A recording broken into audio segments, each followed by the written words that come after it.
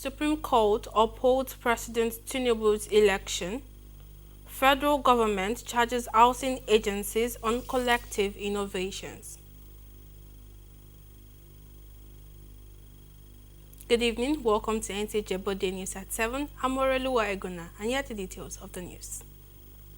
The Supreme Court has upheld the declaration and return of Bola Ahmed Tinubu as the duly elected President of the Federal Republic of Nigeria.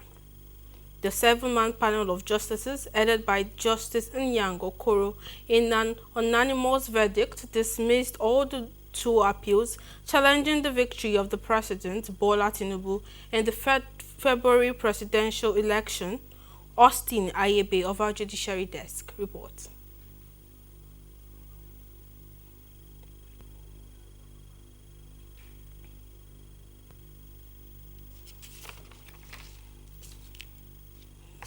Whether to admit fresh evidence which bordered on the deposition of alleged forged certificate by the president.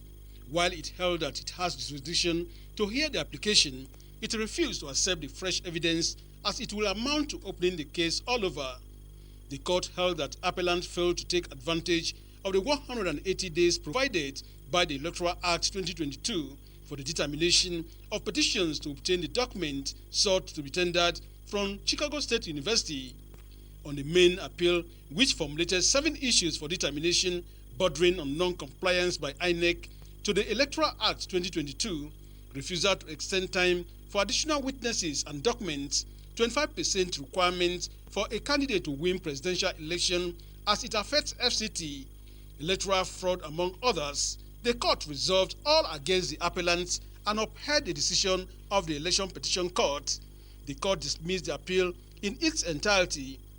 The Supreme Court, equally in the appeal by the presidential candidate of Labour Party, Peter Obi, having adopted all resolutions reached in Atiku's case, dismissed the appeal. To congratulate the leaders of the opposition political parties, because it is better for them to resort to judiciary, which they have done so. It's about everybody. It's not about a party. It's not about an individual.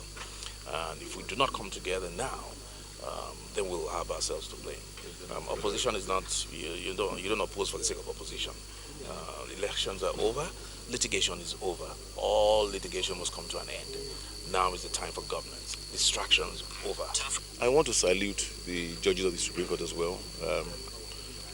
It was straight to the point. And I believe that this judgment would be seen worldwide as that which is in line with global best practices in law. Collective or having the spouse where you must not win FCT before you are declared President of the Federal Republic of Nigeria. That FCT is like another state. The judgment put to rest all contending issues about the 2023 presidential election. From the Supreme Court, Austin Ayebe, NT News. In the meantime, Nigerians can now expect more dividend of democracy from the current administration, as President Bola Tinubu says his full concentration is how to deliver good governance that will improve the socio-economic life of the citizens. The president was reacting to the Supreme Court verdict, which gave final validation to his victory in the February 15th, 2023 election. State House correspondent Muspal Danoha reports. Announcement to confirm the security of his job. And for this moment, every other engagement would have to be on hold as the man in front set his gaze on the TV, expecting the final seal on his mandate. The anxiety was pervasive, with the subordinates also watching with bated breath. Certainly, any pronouncement would have a ripple effect. And finally, the most anticipated moments came. Bola Ahmed Tinubu is the valid president of the most populous black nation in the world. As a 5-star general, as a commander-in-chief, congratulations, Your Excellencies. Congratulations. On this day, the doors of the most revered office in the land became wide open as the disciples who saw it all at the court returned. But this victory is not for the number one alone.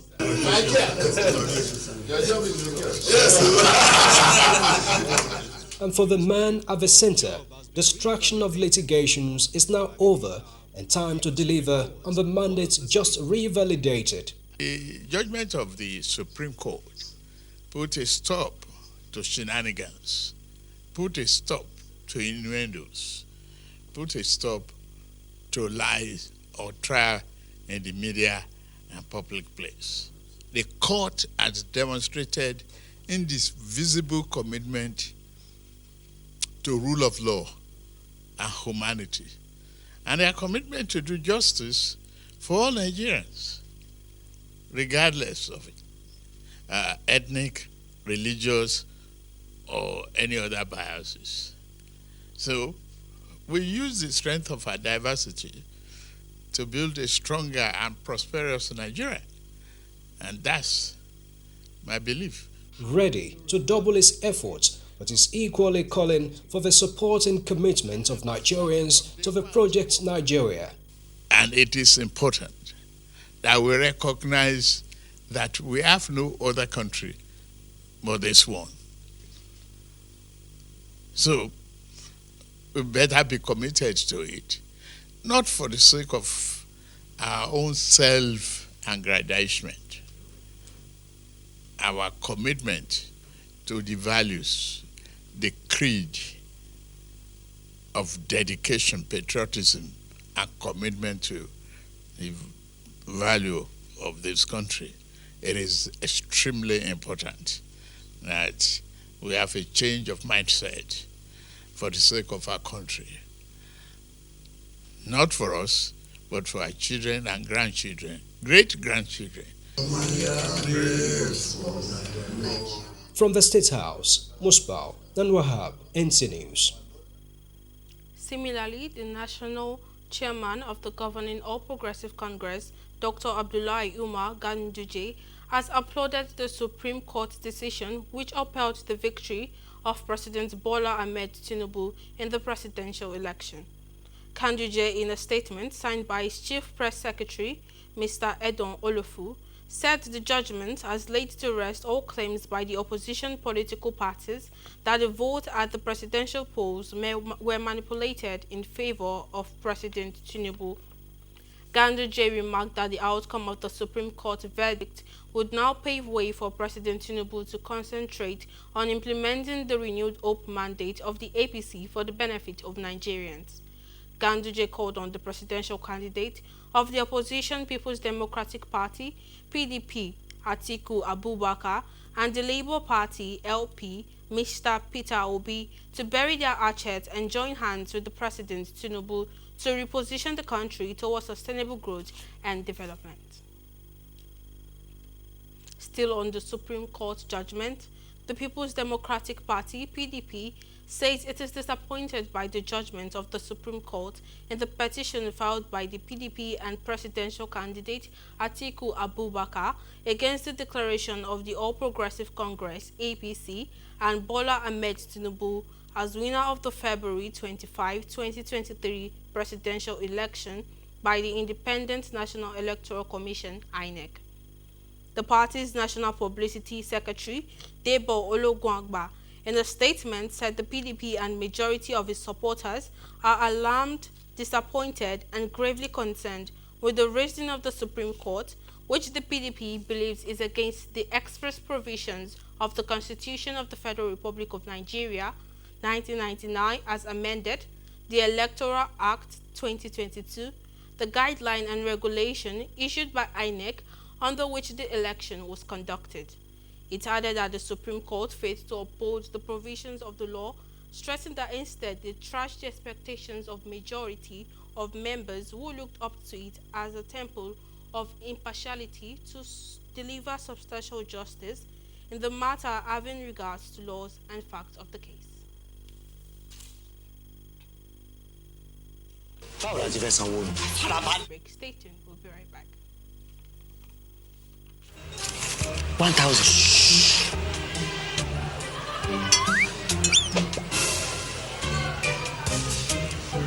We go once play tire. Farabalẹ̀ now. Madam, hello lówó wa. Brother, na 3,005. Màá fún yín ní owó pé káàdì Glo ẹlẹ́gbẹ̀rún 10,000. Oh, yeah. Bring your phone.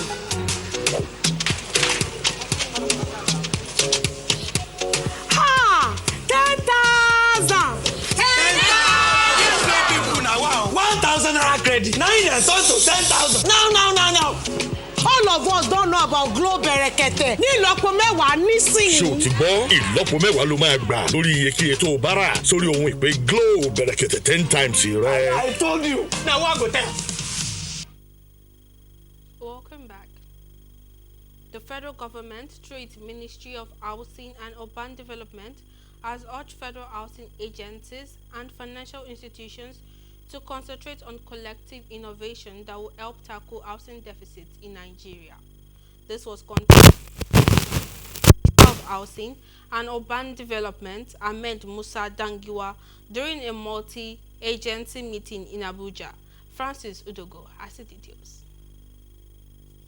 The meeting became necessary to ensure all federal housing agencies work as a team for the realization of President Tinubu's renewed hope agenda on housing delivery to over 1 million Nigerians is achieved. For quick results and to also ensure quality and affordability of building materials, the Minister, Ahmed Musa Dangiwa, says government is set to establish building materials manufacturing hub in each of the 6 geopolitical zones of the nation. Under the President's renewed hope agenda for housing, the government expects all federal housing agencies to work with the clear understanding that at the core of what they do is housing Nigerians. That's our core mandate. Kehinde Ogundimo is the leader of the multi-agency team who doubles as the Chief Executive Officer of the Nigeria Mortgage Refinance Company. But the whole goal that all of us have, whether in my organization or in other agencies,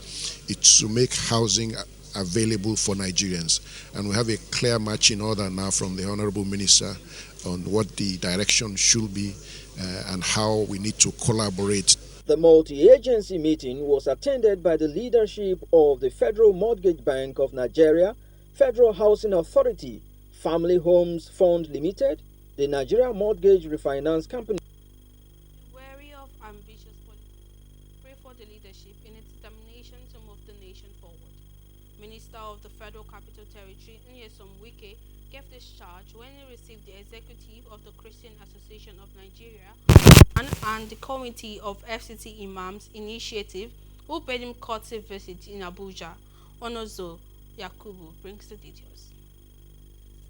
Executives of the Christian Association of Nigeria CAN, led by the national president, Most Reverend Daniel Oko, appeal for the contract for the renovation of the second phase of the National Christian Center topped the agenda of the visit. We are looking forward to seeing the commencement of the second phase of the civil works at the center, which includes installation of the copper tiles on the roof of the main auditorium to restore its original beauty in the landscape of Abuja. While calling for prayers for the leadership of the country to succeed, FCT Minister Nyesom Wike advised them to be wary of desperate politicians who can do anything to divide the country for their selfish interests. He reiterates his administration's resolve to maintain the national prayer houses declared by the federal government as national assets. Let me advise all of us. You say you're not politicians, but be careful about politicians. Be careful of politicians who are so desperate to get power. Be careful of politicians who can do anything just because of power. It's not everything you read in social media that is correct. Try and ask questions. I'm seated here as the Minister of FCT. If there's anything you think, you hear that the FCT is trying to do, do not hesitate. Just like you wrote for this courtesy call, do not hesitate to also say, look, this is what we're hearing, is it correct? In a related development, the minister also hosted the committee of FCT Imams Initiative. This organization was formed to foster unity of the Ummah and promote peacefully a and peaceful coexistence between various Islamic sects and with members of other faiths across the country. The minister told them to disregard fake news and not hesitate to seek clarification before taking any action. Nyesom Wike, however, pledged renewed partnership with the religious groups towards ensuring better society. Onoze Yakubu, NTA News.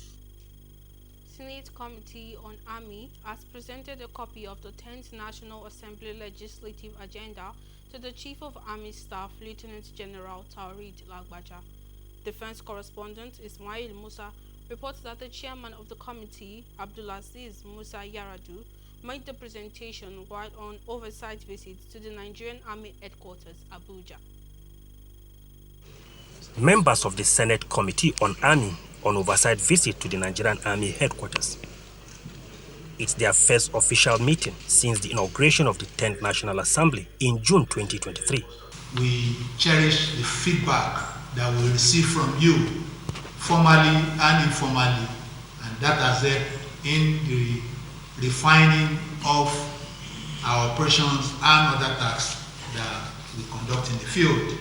After a closed-door briefing on ongoing operations and activities of the Nigerian Army, the chairman speaks. I want to assure the Chief of Army Staff that all challenges that have been highlighted in this interactive session, we as a committee on Army will make sure we do our best, and I assure you that we'll give you our total cooperation and support. The committee also presented a copy of the 10th National Assembly Legislative Agenda on Army to the Chief of Army Staff.